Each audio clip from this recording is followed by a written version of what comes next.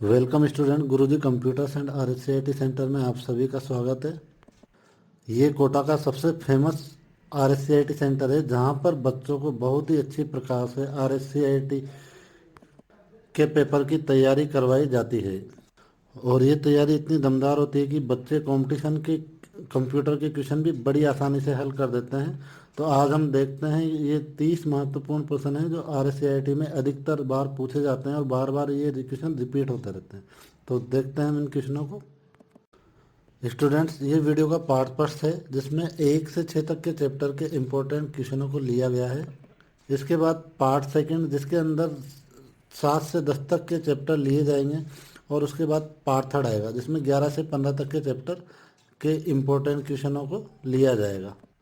Part second और part third के video को जल्दी से पाने के लिए आप चैनल को लाइक और सब्सक्राइब कर दें और बेल आइकन को अवश्य दबा लें ताकि जैसे ही वीडियो अपलोड हो आपको नोटिफिकेशन ज़रूर मिल जाए। तो देखते हैं, हमारा सबसे पहला क्वेश्चन है, निम्न में से कौन सा एक एप्लीकेशन सॉफ्टवेयर नहीं है? Option A Windows 7, option B PageMaker, option C Notepad और ऑप्शन डी फोटोशॉप। तो पेज मेकर, नोटपैड और फोटोशॉप तीनों के तीनों ही हमारे एप्लीकेशन सॉफ्टवेयर है, जबकि विंडोज 7 सिस्टम सॉफ्टवेयर है। तो सही आंसर इसका हो जाएगा हमारा विंडोज 7। तो आपको ध्यान रखना है कि विंडोज 7 सिस्टम सॉफ्टवेयर है, ना कि एप्लीकेशन सॉफ्टवेयर।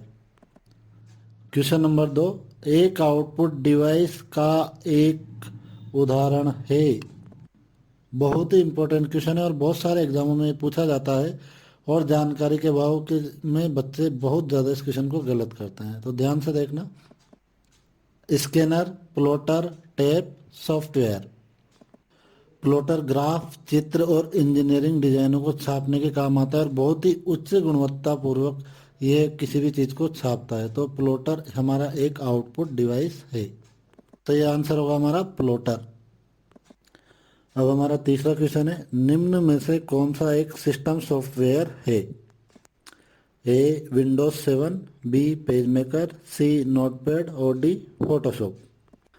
जिसने भी पहले क्वेश्चन को ध्यान से सुना है, ध्यान से पढ़ा है, वो इस क्वेश्चन का आंसर समझ गए होंगे क्योंकि इस बार यहाँ पूछा है सिस्टम सॉफ्टवेयर। तो हमने थोड़ी सी देर पहले देखा था कि सिस्टम सॉफ्टवेयर कौन सा होता है, विंडोज 7। तो इसका सही आंसर भी क्या हो जाएगा हमारा, विंडोज 7। निम्न में से कौन सी मेमोरी प्रति सेकंड कई बार रिफ्रेश होती है? ये भी बहुत ही इंपॉर्टेंट प्रश्न है। A static RAM, B dynamic RAM, C EPROM और डी रोम। देखो यहाँ पर दोनों ही रैम का मैं आपको उपयोग बता देता हूँ।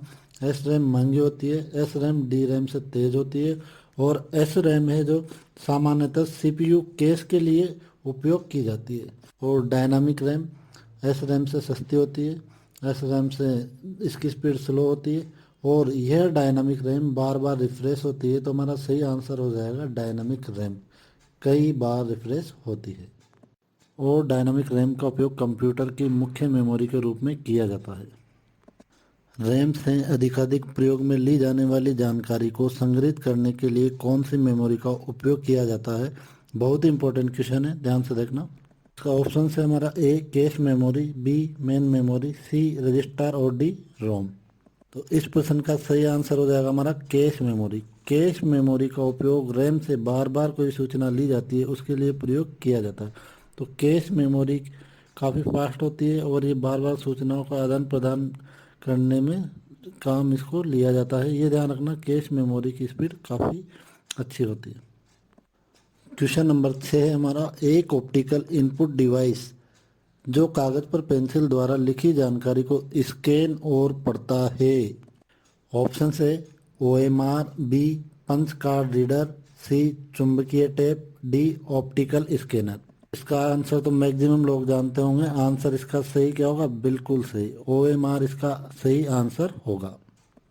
आजकल जो हमारे रिजल्ट चेक होते हैं ओएमआर के, तो वो इसी पद्धति द्वारा चेक किए जाते हैं।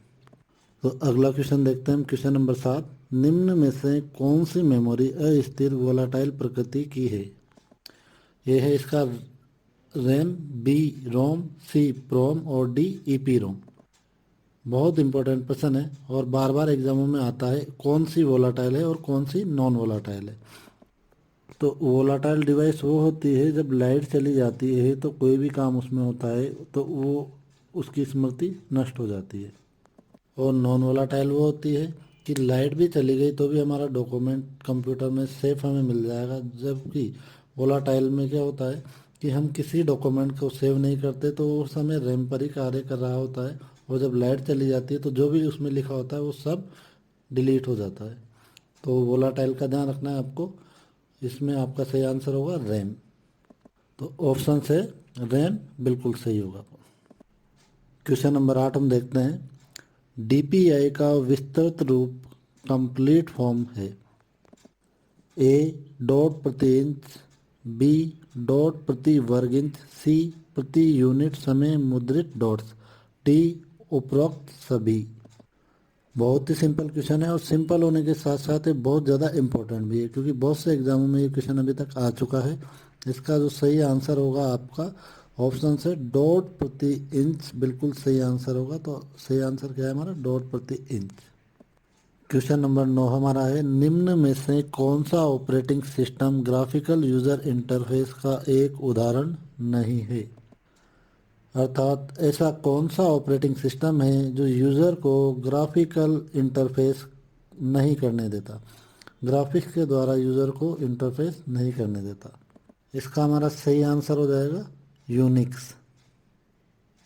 हाँ डी बिल्कुल सही, सही आंसर है डी यूनिक्स। क्वेश्चन नंबर 10 है, निम्न में से कौन सा एप्लीकेशन सॉफ्टवेयर नहीं है।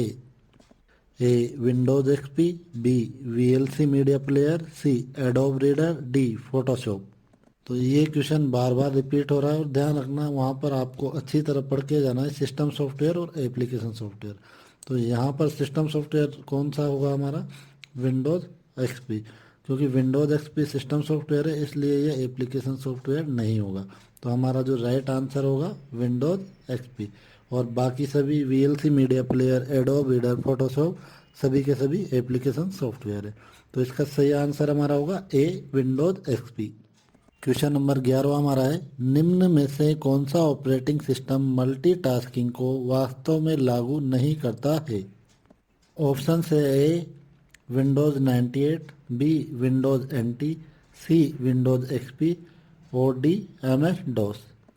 तो इस क्वेश्चन का हमारा सही आंसर होगा एम एस डॉस, क्योंकि एम एस डॉस कमांड के थ्रू चलता है तो एक बार में एक ही कमांड दी जा सकती है, इसलिए ये मल्टीटास्किंग को नहीं करने देता। क्वेश्चन नंबर 12 है, निम्न में से कौन से विंडोज में प्रारंभ बटन यानी स्टार्ट बटन नहीं है। A Windows Vista, B Windows 10, C Windows 8, D इनमें से कोई नहीं। तो स्टूडेंट्स जिनने भी अभी तक विंडोज़ 8 को यूज़ नहीं किया है एक बार ज़रूर चला के देखें, इसमें आपको स्टार्ट बटन नहीं मिलेगा। ठीक है, तो आपका जो आंसर हो जाएगा इस क्वेश्चन का विंडोज़ 8, क्योंकि विंडोज़ 8 में स्टार्ट बटन नहीं होता। तो सही आंसर है आपका ऑप्शन सी विंडोज़ 8। अब अगला क्वेश्चन हमारा क्वेश्चन नंबर 13 है, आईएसपी का पूर्ण रूप क्या है। A internet service provider, B intranet service provider, C information service provider, D इनमें से कोई नहीं। तो क्वेश्चन इंपॉर्टेंट है, याद रखना। आईएसपी इंटरनेट सर्विस प्रोवाइडर, इसमें कंफ्यूज नहीं होना है, इंटरनेट सर्विस प्रोवाइडर अलग होता है। आपको इसका जो सही आंसर होगा ऑप्शन ए होगा internet service provider. Question number 14 है, मोडेम का पूर्ण रूप है। Option A modulator demodulator, option B modern engineering mode, option C A और बी, ऑप्शन डी इनमें से कोई भी नहीं। तो बहुत ईजी है और आसानी से याद भी रह जाएगा। इसका हमारा जो आंसर होगा ऑप्शन से मॉड्यूलेटर डिमॉड्यूलेटर इसका सही आंसर होगा। क्वेश्चन नंबर 15 हमारा है, यूआरएल का पूर्ण रूप है। ऑप्शन से है uniform resource locator, option B है universal resource locator, option C A और बी, और ऑप्शन डी है इनमें से कोई नहीं। तो इस क्वेश्चन का जो हमारा सही आंसर है वो है यूनिफॉर्म रिसोर्स लोकेटर। ऑप्शन से बिल्कुल सही होगा।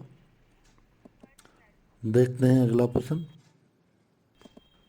क्वेश्चन नंबर 16 हमारा है www का पूर्ण रूप है। Option A world wisdom web, option B world wide web, option C world web of wisdom और ऑप्शन डी है wide web of word.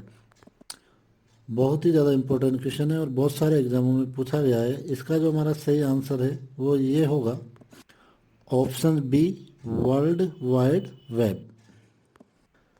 Question number 17 है डीएनएस का पूर्ण रूप है। A domain name system, B digital number system, C A और B और D इनमें से कोई नहीं। तो इस क्वेश्चन का हमारा जो सही आंसर होगा वो क्या होगा? ऑप्शन से डोमेन नेम सिस्टम। अब ये डोमेन क्या होता है? डोमेन उस आखिरी भाग को कहा जाता है जो वेबसाइट के आखिरी में लगा होता है, जैसे .com होता है, .in होता है, edu होता है, .edu होता है, ठीक है। तो डोमेन उसे कहा जाता है। क्वेश्चन नंबर 18 है OTP का पूरा रूप क्या है? ऑप्शन से है one the phone, option B है one time password, option C में out to practice, option D है वन टाइम प्रोग्रामेबल। तो आजकल हर किसी काम के लिए बार बार मोबाइल में OTP आते हैं, तो हमें OTP का नाम भी पता होना चाहिए कि OTP का पूरा रूप क्या होता है। तो इसे बोला जाता है वन टाइम पासवर्ड। तो हमारा जो option B one time password बिल्कुल सही होगा। क्वेश्चन नंबर 19 है UPI का पूरा नाम क्या है? ऑप्शन ए है universal payment interface, option B है unified payment interface, option C है ultra payment input, option D है अनस्ट्रक्चर्ड पेमेंट इनवॉइस। तो आजकल मोबाइलों के जरिए बहुत बार हम करते हैं UPI पेमेंट करते हैं, फ़ोन पे करते हैं। तो UPI की फुल जो फॉर्म है वो भी हमें पता होना चाहिए। तो UPI की फुल फॉर्म होती है यूनिफाइड पेमेंट इंटरफेस। तो हमारा क्वेश्चन नंबर 19 का सही आंसर होगा option B unified payment interface.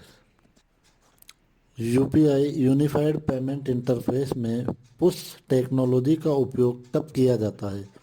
Option से पैसा भेजने के लिए, बी भुगतान प्राप्त करने के लिए, सी केवल डी ए और बी दोनों। तो बिल्कुल सीधा सही क्वेश्चन है। पुश करते हैं तो हम किसी को भेजते हैं, तो यहाँ भी पुश जो टेक्नोलॉजी है हमारा पैसा भेजने के लिए यूज़ की जाएगी। तो इसका आंसर हो जाएगा ऑप्शन से पैसा भेजने के लिए, बिल्कुल सही होगा। क्वेश्चन नंबर 21 हमारा है निम्न में से कौन सा मोबाइल वॉलेट का उदाहरण नहीं है? ऑप्शन से है SBI बड्डी, ऑप्शन बी है भीम, ऑप्शन सी पेटीएम और ऑप्शन डी क्रेडिट कार्ड। तो आंसर बताने से पहले भी ये जान लेते हैं हम कि जिन भी ऐप को हम इंस्टॉल करके मोबाइल के थ्रू पेमेंट करते हैं वो सब मोबाइल वॉलेट होते हैं। पर क्रेडिट कार्ड को मोबाइल में इंस्टॉल नहीं किया जा सकता। क्रेडिट कार्ड का जो पेमेंट करते हैं हम पॉइंट ऑफ सेल मशीन से करते हैं। तो इसका जो सही आंसर हो जाएगा क्रेडिट कार्ड। और बाकी सभी हमारे मोबाइल वॉलेट के उदाहरण होंगे। मोबाइल के जरिए SBI बड्डी, भीम या पेटीएम से हम पेमेंट कर सकते हैं, पर क्रेडिट कार्ड से नहीं। तो सही आंसर हमारा होगा क्रेडिट कार्ड। क्वेश्चन नंबर 22 है रुपे डेबिट कार्ड क्या है? ऑप्शन से घरेलू debit card, option B Bharat के राष्ट्रीय भुगतान निगम द्वारा प्रस्तुत किया गया कार्ड, ऑप्शन सी सभी ATM और पोस्ट मशीनों पर स्वीकृत, ऑप्शन डी उपरोक्त सभी। तो रुपे डेबिट कार्ड रुपए और पेमेंट का एक संयोजन है जो भारत के राष्ट्रीय भुगतान निगम NPCI national payment corporation of India द्वारा बनाया गया है। और ये हमारा डेबिट कार्ड की तरह होता है जो सभी पोस्ट मशीनों पर काम करता है। तो इसका जो हमारा आंसर हो जाएगा उपरोक्त सभी, ऑप्शन डी बिल्कुल सही होगा इसका। अब हमारा अगला क्वेश्चन नंबर 23 है कुछ बेचने और खरीदने के लिए इस्तेमाल की जाने वाली वेबसाइट किस श्रेणी में आती है? ऑप्शन से मनोरंजन site, option B networking site, option C search engine और ऑप्शन डी है हमारा ई-कॉमर्स साइट। इसका आंसर तो लगभग सभी जानते होंगे। इसका आंसर हमारा हो जाएगा ऑप्शन डी ई-कॉमर्स साइट। अगला क्वेश्चन नंबर 24 है निम्न में से राजस्थान सरकार द्वारा चलित ई-कॉमर्स वेबसाइट का उदाहरण है? ऑप्शन से RSLDC, option B RPSC, option C E Gyan और ऑप्शन डी ई बाजार। इस क्वेश्चन का हमारा सही आंसर होगा ई बाजार, ऑप्शन डी। क्वेश्चन नंबर 25 है, माइक्रो ब्लॉगिंग का निम्न में से कौन सा एक उदाहरण है? ऑप्शन से है Twitter, option B Google Plus, option C Gmail और option D Instagram.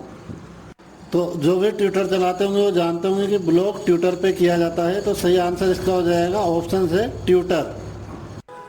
Question number 26 है, ऑनलाइन शॉपिंग किस प्रकार के लेन देन का उदाहरण है? ऑप्शन से B2B, option B B2C, option C C2C और ऑप्शन डी है हमारा इनमें से कोई भी नहीं। तो ऑनलाइन शॉपिंग में जब हम बड़ी बड़ी कंपनियों से कोई भी सामान लेते हैं तो उनके लिए हम कस्टमर होते हैं, तो इसका सही आंसर हो जाएगा B2C, जिसका अर्थ होता है बिजनेस टू कस्टमर। तो ऑप्शन बी बिल्कुल सही आंसर होगा इसका, ऑप्शन बी। क्वेश्चन नंबर 27 है, MOOC का पूरा रूप क्या है? तो ऑप्शन से है massive online open course, option B है multiple online open courseware, option C है mega online ocean of courses, option D है इनमें से कोई नहीं। क्वेश्चन इंपॉर्टेंट है, याद रखना इसका आंसर क्या होगा। ऑप्शन से इसका सही आंसर होगा मैसिव ऑनलाइन ओपन कोर्स है। अगला क्वेश्चन नंबर 28 है, राजस्थान सरकार द्वारा लॉन्च किया गया क्लाउड बेस्ड स्टोरेज समाधान कौन सा है? ऑप्शन से Raj E vault, option B E Gyan, option C RPSC, option D Raj E sign. तो क्वेश्चन नंबर 28 का सही आंसर हो जाएगा हमारा ऑप्शन से Raj E vault. Cloud based storage समाधान का उदाहरण रहेगा हमारा Raj E vault, answer option से। अगला क्वेश्चन नंबर 29 है, BIOS का संक्षिप्त रूप है? ऑप्शन से है basic interface oriental service, option B beginners input output system, option C basic input output system और ऑप्शन डी है बाइनरी इंटरचेंज ऑपरेटिंग सिस्टम। तो बहुत ही अच्छा क्वेश्चन है और इसका सही आंसर होगा हमारा बेसिक इनपुट आउटपुट सिस्टम, और बहुत इंपॉर्टेंट है क्वेश्चन, ध्यान रखना। बायोस का जो संक्षिप्त रूप होगा basic input output system, option C बिल्कुल सही होगा। क्वेश्चन नंबर 30 बहुत ही इंपॉर्टेंट है, ईमेल का आविष्कार किसने किया? ऑप्शन से है टिम बर्नर्स-ली, ऑप्शन बी है जेम्स गोसलिंग और ऑप्शन सी है विंटन सर्फ और ऑप्शन डी है रे टिमिल्सन। क्वेश्चन बहुत ज़्यादा इंपॉर्टेंट है, तो इस क्वेश्चन का जो हमारा आंसर होगा वो होगा ऑप्शन डी, रे टिमिल्सन ने ईमेल का आविष्कार किया था। बाकी इन सारे वैज्ञानिकों ने भी किसी न किसी चीज़ का आविष्कार किया था। हम देखते हैं इन सभी ने किस किस का आविष्कार किया था। सबसे पहले बात करते हैं टिम बर्नर्स-ली की, जिन्होंने वेब पेज का आविष्कार किया था। अगर आपसे पूछा जाए वेब पेज का आविष्कार किसने किया था तो टिम बर्नर्स-ली। दूसरा हमारा जो नाम आता है जेम्स गोसलिंग, इन्होंने जावा प्रोग्रामिंग लैंग्वेज की खोज की थी। तो अगर जावा लैंग्वेज की खोजकर्ता का नाम आता है तो जेम्स गोसलिंग होगा। बात करते हैं विंटन सर्फ, इन्होंने नेट का आविष्कार किया था। जो नेट बनाया था वो विंटन सर्फ ने बनाया था। और रे टिमिल्सन के बारे में आपको पता है, इन्होंने ईमेल का आविष्कार किया था। एग्जाम में जाने से पहले कम से कम 2 बार इन प्रश्नों को जरूर देख ले, मैक्सिमम प्रश्न इन्हीं में से बैठ जाते हैं हमारे। Thank you for watching.